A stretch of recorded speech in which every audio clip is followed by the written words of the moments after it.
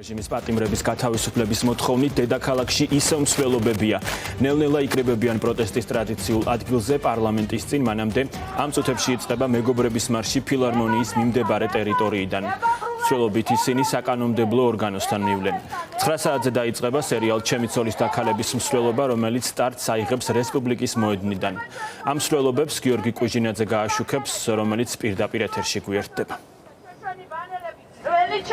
ლუკა, თქვენ პირდაპირ ეთერში ხედავთ ახლა კადრს, ეს არის ფილარმონიის მიმდებარე ტერიტორია, სადაც შეიკრიბნენ მოქალაქეები მეგობრებთან ერთად. ეს არის მეგობრების მარში და ბანერიც, რომელიც არის გაშლილი, სწორედ არის ასეთი წარწერა: მეგობრების მარში, ერთად გავიმარჯვებთ. მოთხოვნები ტრადიციულად, რა თქმა უნდა, არის უცვლელი. ეს არის ხელახალი არჩევნები ახალი ადმინისტრაციის პირობებში და ყველა პატიმარის გათავისუფლება, რომელიც რუსულმა რეჟიმმა თქვა დაიყვანა ბოლო პერიოდის საპროტესტო აქციების მიმდინარეობისას. ეს მსვლელობა რამდენიმე წუთში აიღებს უკვე სტარტს ფილარმონიიდან რუსთაველის გავლით პარლამენტის შენობისკენ, სადაც შეუერთდებიან იქ შეკრებილ მოქალაქეებს. ეს არის პროტესტის 45 დღე და ის, რომ საქართველოს გზა არის ნამდვილად ევროპისკენ და საქართველოს მომავალი არის ევროპული, ეს ქართველმა ხალხმა არაერთხელ დაამტკიცა და დაადასტურა და დაადასტურებს დღესაც. ეს არის პროტესტის 45 დღე, როგორც უკვე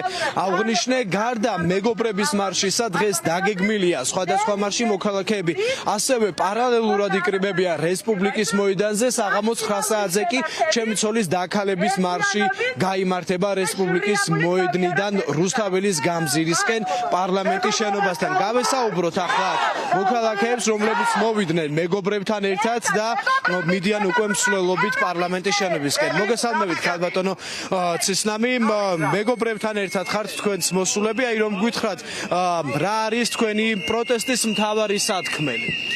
ჩემ პროტესტის მთავარი სათქმელია, მინდა რომ დღევანდელმა მთავრობამ საქართველოს კონსტიტუცია წაიკითხოს და გაიგოს, რომ საქართველოს კონსტიტუციაში წერია, რომ ჩვენ ვართ დემოკრატიული სახელმწიფო. მოусმინოს საკუთარ ხალხს, დაინიშნოს ახალი არჩევნები და ხალხის ხმა ისმოდეს. ჩვენ მთავარი მოთხოვნა ეგ არის და მეგობრებთან ერთად სიმღერა და ცეკვაც კარგია, მაგრამ აქციაზე ყოფნა უფრო მაგარია და მიხარია, რომ უმეტესობა ემიგრანტები არიან.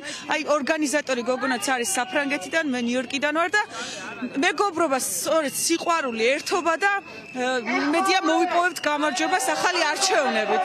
თქვენ ამერიკიდან ჩამოხვედით სწორედ ამ საპროტესტო აქციების მიმდინარეობისას. თუ არ ვცდები, ჩამოხვედით იმისათვის, რომ დაიცავთ თქვენი ქვეყანა საქართველო, ხომ? როდესაც ჩვენი ეგრეთ წოდებული ხელისუფლება, ქართული ოცნება ცდილობს, რომ ეს ქვეყანა დააბრუნოს რუსეთის ორბიტაზე, ხომ? აი 45 დღეა პროტესტის, მოქალაქეები დანებებას, გაჩერებას არ აპირებენ. რაზე მეტყოლებს ეს? მეტყოლებს თუ არა იმაზე, რომ გამარჯვება არის გარდაუვალი? ნამდვილად გამარჯვება არის გარდაუვალი და ყველაზე მაგარი იცით რა არის? მე 11 წელია ნიუ-იორკში ვცხოვრობ და არასდროს მინახია ნიუ-იორკ ტაიმს ამდენჯერ დაეწერო საქართველოზე. ყოველ დილა გაზეთს რო ვკითხულობდი, ერთი სტატია იყო საქართველოზე. ეს ხალხის დამსახურებაა, ქართველი ხალხის დამსახურება.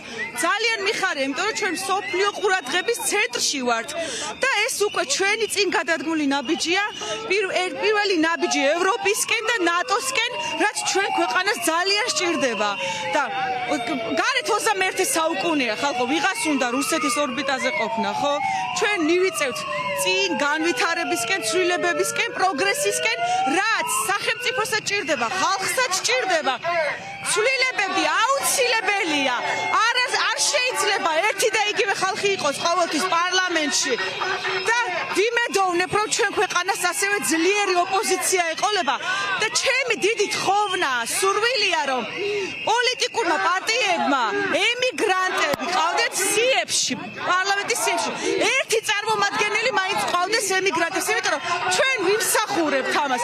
სამწუხაროდ ამის მოსმენა ბევრს არ უნდა, მაგრამ აი მაგალითად იტალიას ყავს ემიგრანტი, ამ ნიუ-იორკიდან წარმომადგენელი, სხვადასხვა ქვეყნები და ჩვენ ემიგრანტები ამას ვიმსახურებთ.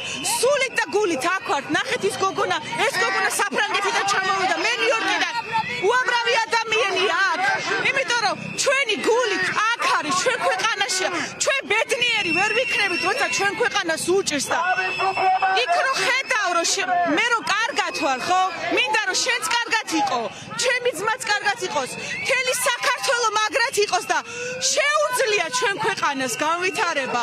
შეგვიძლია რომ ჰქონდეს დიდი ინვესტიციები ამ ქვეყანაში, მაგრამ დღევანდელი არასტაბილური პოლიტიკური, ეკონომიური მდგომარეობა, ხო?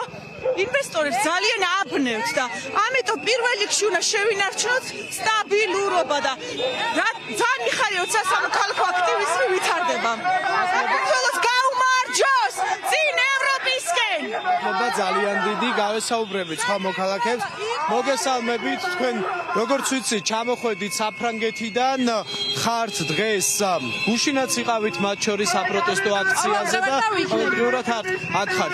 რა არის ის მოტივაცია რის გამოც ჩამოხვედით საფრანგეთიდან და გახართ ყოველდღიურად რუსთაველის გამზის? მოტივაცია არის პირველ რიგში სამშობლო, ერის გადარჩენა, ის პირადული იდენტობა, რაც ყველა ქართლის ღირებულებების დასაცავად ხალხთან ერთად პირველ რიგში ხალხის მოტივაცია, ვინც ესე თავგანწირულად იბრძვის მისი ჩვენი ერთმანეთისთვის, ჩვენი სამშობლოსთვის და მეგობრობით, მეგობრულად ერთმანეთში გვერდში დგომით.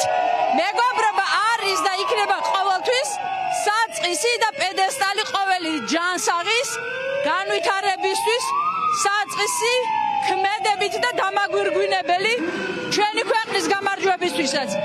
ჩვენი სამშობლო არის საქართველო არის მეგობრული ქვეყანა და ჩვენ ნამდვილად ვიმსახურებთ მეგობრობას იმ ევროპელ ხალხთან და ევროპასთან გაჭიმეთ რა ესე მოდი.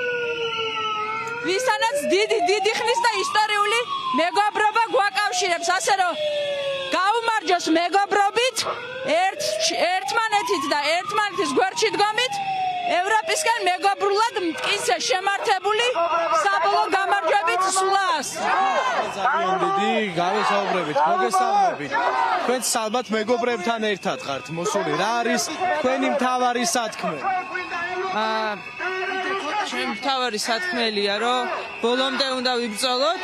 ეს არის ძალიან მნიშვნელოვანი მომენტი ახლა და ელემენტარულად ყველას მოქალაქეობრივი პასუხისმგებლობაა, რომ გამოვიდეს და საკუთარი ქვეყნისთვის თუნდაც ეს მინიმალური წვლილი შეიტანოს.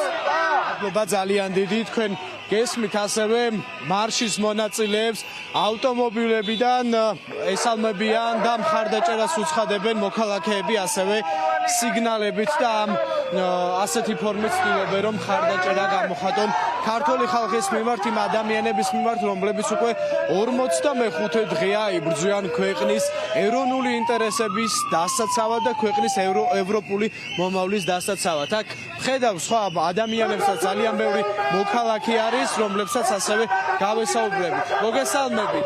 თქვენც ალბათ მეგობრებთან ერთად მოხვედით. რა არის თქვენი მთავარი სათქმელი და მოტივაცია რის გამოც აქცია? ტრადიციულად როგორც ყოველთვის მოთხოვნები არის უცვლელი, ხელახალი არჩევნები თავისუფალ და ნეიტრალურ გარემოში და თავისუფლება უკანონოდ დაკავებულებს. მადლობა ძალიან დიდი. აი ჩვენმა ერთ-ერთმა რესპონდენტმა ახსენა სწორედ თავისუფლება რეჟიმის ტყვეებსო, უკანონოდ დაკავებულ მოქალაქეებსო და დღეს თბილისის საქალაქო სასამართლოში გაიმართა ახალგაზრდების პროცესი და ყველა მათგანი ამჯერადაც მოსამართლემ დატოვა პატიმრობაში.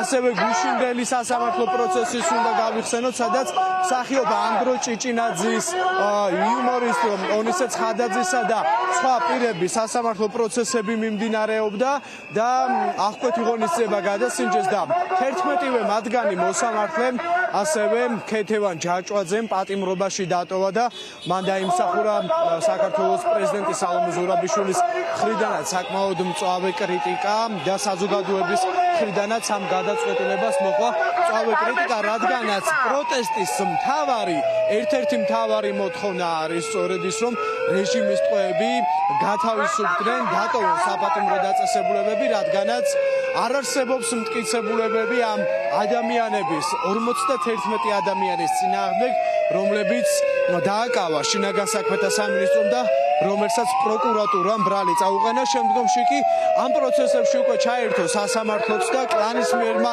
მართულმა სასამართლომ ყველა მათგანს პატიმრობა შეუფარდა. თქვენ ხედავთ თუ რამდენი ადამიანია ახლა ამ მსვლელობაზე ყველა მათგანი ახლა მიემართება რუსთაველის გამზირისკენ პარლამენტის შენობისკენ, სადაც ეს იქნება პროტესტის 45 დღე. ასევე ადამიანები, რომლებიც ახლა შეჩერდნენ მოქალაქეები ცოტა ხნით და შემდგომში ისევ გააგრძელებენ მსვლელობას. როგორც უკვე გითხარით, რესპუბლიკის მოედანზე ასევე იკრიბებიან მოქალაქეები და იქიდანაც დაიწყება მსვლელობა ცოტა ხანში და ასევე 9 საათზე დაგეგმილი არის ჩემცოლის დაქალების მარში და ეს მოქალაქეები მსვლელობით სწორედ მივლენ რუსთაველის გამზირზე პარლამენტის შენობასთან.